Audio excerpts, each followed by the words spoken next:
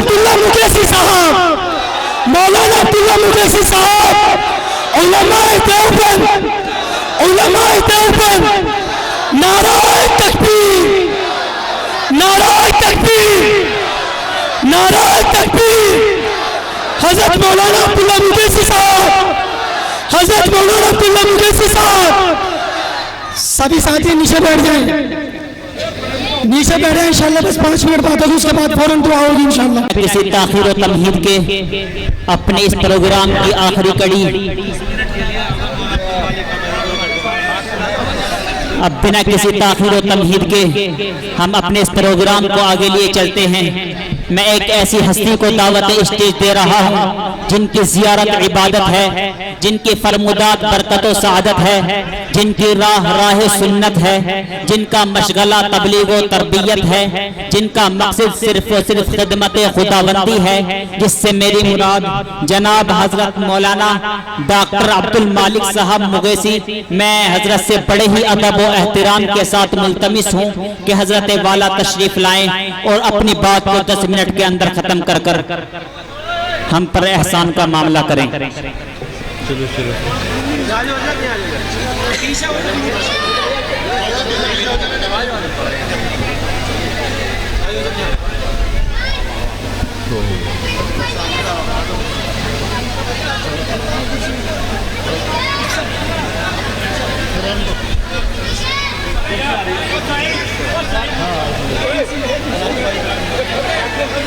जो हजरात खड़े हुए हैं वो नीचे बैठ जाएं भाई।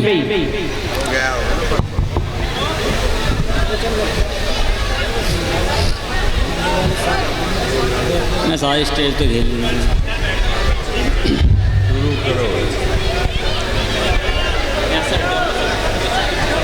बिस्मिल्लाहिर्रहमानिर्रहीम। नहमदुहु व नुसल्ली अला रसूलिहिल करीम, अम्मा बाद। अऊज़ु बिल्लाहि मिनश शैतानिर रजीम। बिस्मिल्लाहिर्रहमानिर्रहीम। या अय्युहल्लज़ीना आमनुत्तक़ुल्लाह व क़ूलू क़ौलन सदीदा युस्लिह लकुम अअमालकुम व यग़फ़िर लकुम ज़ुनूबकुम व मन युतिइल्लाह व रसूलहु फ़क़द फ़ाज़ फ़ौज़न अज़ीमा। सदक़ल्लाहुल अलियुल अज़ीम।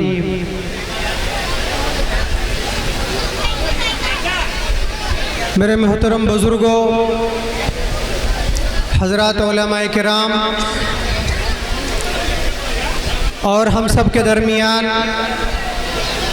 हम सब के बुज़ुर्ग हज़रत वालिद माजिद दामत बरकातुहुम, जो इस वक्त हम सब के दरमियान हैं और हम सब की और इस इदारे की और पूरे इलाके की सरपरस्ती फरमा रहे हैं। मेरे अज़ीज़ दोस्तों और दीनी भाइयों, ये हमारे लिए बहुत बड़ी नेमत है कि हम ऐसे दीनी इदारे में मौजूद हैं और अपने उलमा और बुज़ुर्गों की ज़ियारत कर रहे हैं। इस मौके को गनीमत जानना चाहिए और इस मौके से हम सबको फ़ायदा उठाना चाहिए। मेरे दीनी भाइयों और बुज़ुर्गों, मुझे आपके और हज़रत के दरमियान बहुत देर तक नहीं रहना, सिर्फ 5 और 7 मिनट के दरमियान में अपनी बात को ख़त्म करना है। हज़रत का हुक्म हुआ और इस इदारे के ज़िम्मेदार हज़रात का मैं एक तालिब इल्म की हैसियत से आप हज़रात के दरमियान में हाज़िर हो गया हूँ। मैं मुक़र्रिर भी नहीं, सिर्फ दीनी फ़ायदा हासिल करने के लिए इस मजमे आम के अंदर हाज़िर हो गया हूँ। मैंने आप हज़रात के सामने कुरान करीम की एक आयत तिलावत की है।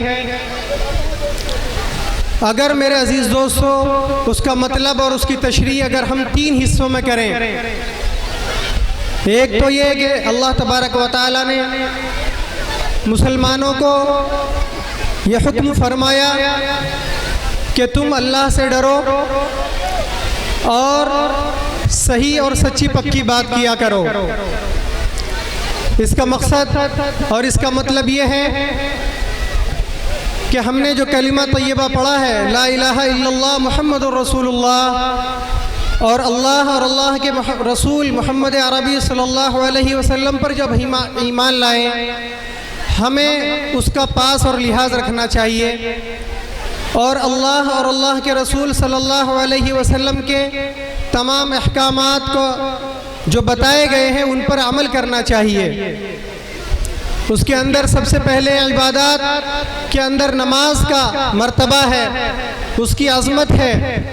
हमें अपनी इबादत के अंदर अपनी नमाज को सबसे ज़्यादा अहमियत देनी चाहिए और उसका ख्याल करना चाहिए, उसको हमें वक्त पर अदा करना चाहिए। तो मेरे अज़ीज़ दोस्तों, इसी तरीके से और इबादत हैं, उन पर भी हमें अमल पैरा होना चाहिए। मैं बहुत तफसील में नहीं जाऊंगा क्योंकि अल्हम्दुलिल्लाह हमारे इस इदारे का ये जलसा कल रात से चल रहा है और आप सब उससे अपने उलमा के बयानात से मुस्तफ़ीद हो रहे हैं। तो हमें ख्याल करना चाहिए कि जो अक़वाल है, जो हमने वादा किया है, हम उसको पूरा करें। और दूसरी चीज़, इसी आयत का यह हिस्सा है, युस्लिह लकुम अमालकुम व यग़फिर लकुम ज़ुनूबकुम, कि हम तुम्हारे अमाल को भी दुरुस्त करेंगे और हम तुम्हारी मग़फ़िरत भी फरमाएंगे, तुम्हारे गुनाहों को भी मुआफ़ करेंगे।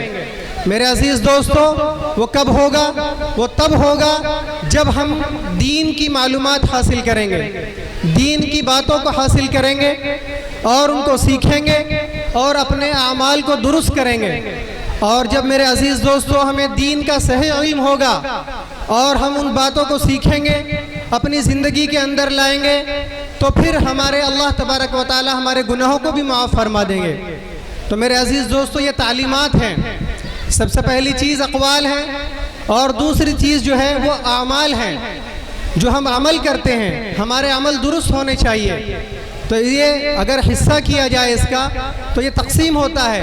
पहली चीज़ इबादत और दूसरी चीज़ तालीमात जो अल्लाह और अल्लाह के रसूल सल्लल्लाहु अलैहि वसल्लम ने हम सबको सिखलाया। और इसी तरीके से इस आयत के अगर आखिरी हिस्से को हम रखें तो मेरे अज़ीज़ दोस्तों, उसके अंदर भी यही बताया गया है, युस्लिह लकुम अमालकुम व यग़फिर लकुम ज़ुनूबकुम व मन युतिअल्लाह व रसूलहु फ़क़द फ़ाज़ फ़ौज़न अज़ीमा, कि अगर तुमने अल्लाह तबारक व तआला के अहकामात को माना तो फिर कामयाबी हमारे कदम चूमेगी और कामयाबी हमारा मुक़द्दर बनेगी।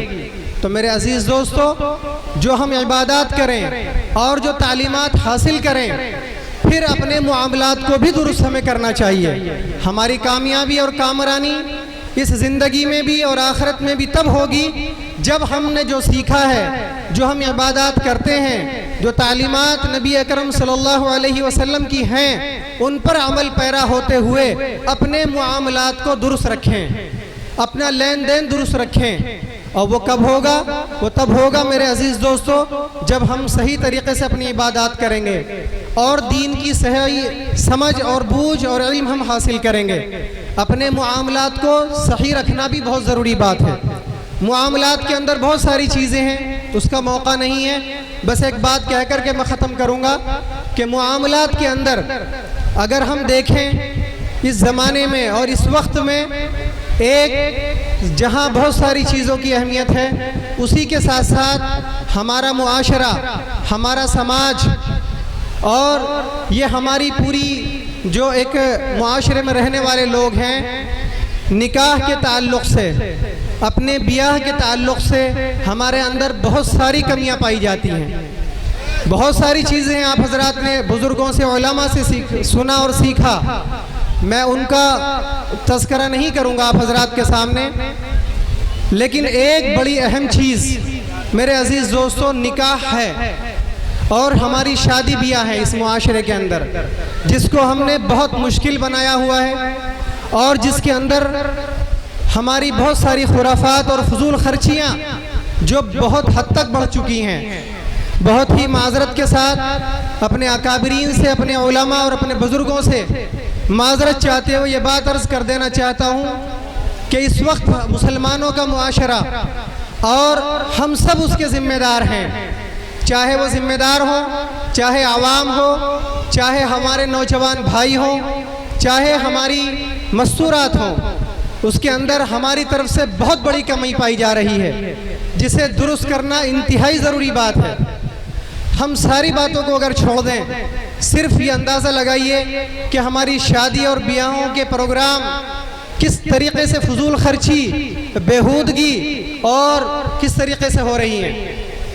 मेरे अजीज़ दोस्तों, बस मेरी यही गुजारिश है कि हम अपने इन बुज़ुर्गों की सरपरस्ती में, और अल्हम्दुलिल्लाह हज़रत वालिद माजिद दामत बरकातुहुम का ये मिशन है। उनका मिशन बहुत मुख्तसर, जो इबादत का है, जो तालीमात का है, और जो मुआमलात का है, जो सबक मैंने सीखा वो मैंने आप हज़रात के सामने दोहरा दिया। हज़रत का यही मिशन है और अल्हम्दुलिल्लाह कई बरसों से हज़रत निकाह के ताल्लुक़ से लोगों को बेदार कर रहे हैं, मुतवज्जे कर रहे हैं कि हम लोग अपनी शादी ब्याहों के प्रोग्रामों को बहुत मुख्तसर करें। ये पैसा हम फजूल खर्च न करके हम अपने बच्चों की तालीमात पर लगाएं, हम अपने घर पर लगाएं, अपने बच्चों की ज़िंदगी सुधारने पर लगाएं। मेरे अजीज़ दोस्तों, ये लाखों रुपया सिर्फ कौम का बर्बाद हो रहा है। अगर आप गौर करें, अंधेरे में जाकर और अकेले बैठ कर के गौर करें मेरी बात पर, मेरे बुजुर्ग भी और मेरे नौजवान साथी भी, मेरे दोस्त और मेरी माएँ और बहनें भी, कि हमारी उम्मत का करोड़ों रुपया, अरबों रुपया किस तरीके से फजूल खर्च हो रहा है। अगर हम इसको बचा सकें तो मेरे अजीज़ दोस्तों, ये बहुत बड़ा एहसान होगा आप हजरात का इस उम्मत के ऊपर।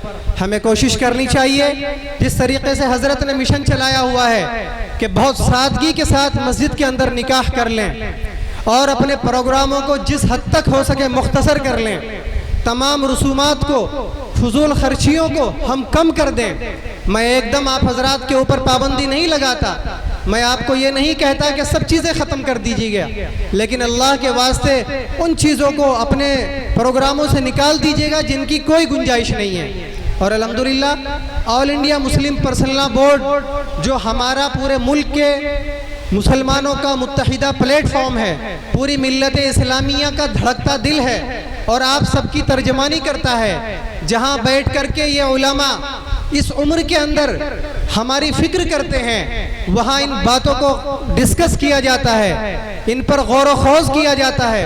अपने कई दिन ये लोग सर्फ करते हैं, वहाँ इन बातों को आपके और हमारे लिए सोचते हैं, वहाँ ये बातें तय होती हैं। उसी प्लेटफॉर्म से, उसी के ज़िम्मेदार होने की हैसियत से अल्हम्दुलिल्लाह पूरी यूपी के अंदर इस्लाह मुआशरा के ताल्लुक़ से हज़रत का वही मिशन चल रहा है। तो बस मुझे सिर्फ एक ही गुजारिश आपके सामने करनी है कि इस बात पर ज़रूर सर धुने आप हजरात, और ये बहुत ज़्यादा बढ़ चुका है हमारे अंदर मामला, और आप इस पर गौर करें। अल्लाह के नबी सल्लल्लाहु अलैहि वसल्लम ने हमें ये तालीमात सिखाई हैं कि हम फजूल खर्ची से भी बचें।